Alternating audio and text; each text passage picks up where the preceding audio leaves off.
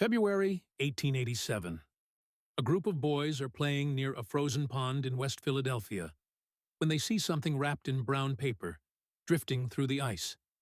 Inside is part of a man. No head, no arms, no legs, just the torso. No one knows who he is. No one knows who did it.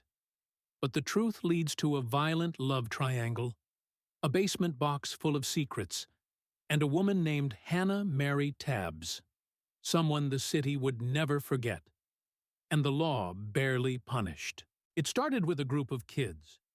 They were out playing near the pond when they noticed something strange floating near the edge. What they found was horrifying. A torso, stripped of limbs and head, the skin marbled with bruises and deep, surgical-looking cuts. The authorities arrived quickly. The torso was male, decently preserved despite the winter cold. But without a head or hands, identifying him was nearly impossible. Newspapers dubbed it the torso mystery. The police had nothing to go on until they began searching for anyone missing a friend, brother, husband, and soon they got a lead. Hannah Mary Tabbs lived in West Philadelphia. She was married, had children, and worked odd jobs. But behind closed doors, she had a reputation. Violent, manipulative, and hot-tempered. And she had a secret lover, a young mixed-race man named Wakefield Gaines. Gaines was barely 20. He was charming, but also a petty criminal, con artist, and drifter. The relationship between Tabbs and Gaines was toxic, full of jealousy and threats.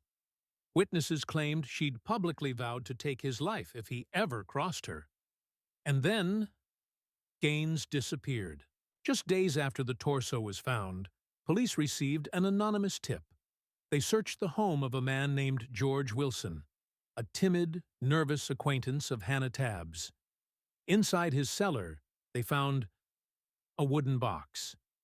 And in that box, a severed leg. A near-perfect match to the torso. Wilson cracked under pressure. He claimed Hannah Tabbs had shown up at his house with Gaines's body already dismembered. She told him to help get rid of it. Or else.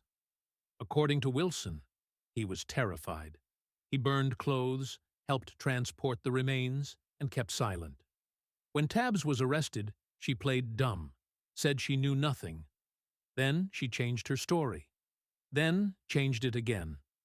Eventually, she admitted, yes, she was involved. But no, she didn't take his life. Hannah claimed she lured Gaines to Wilson's house to confront him over stolen property. Things escalated. There was a fight. Wilson, she said, hit Gaines in the head with a chair. Gaines passed away, and Wilson, in a panic, butchered him. Wilson told a different story, that Tabbs herself had hit Gaines repeatedly with a poker and stopped his breathing with a clothesline, then forced Wilson to help carve the body into pieces. Either way, Gaines was gone. His head and hands never recovered. Some believed they were burned or buried to prevent identification. Others suspected something darker. Rumors swirled about ritualistic elements or revenge-driven mutilation. The trial of Hannah Mary Tabbs captivated Philadelphia, not only for the gruesome crime, but because a black woman was at the center of it all, a rarity in 19th-century criminal proceedings. But the justice system gave her a break. Despite her clear involvement, Tabbs was only convicted as an accessory after the fact. She served just 2 years in prison. George Wilson got 12 years for mutilation of a corpse.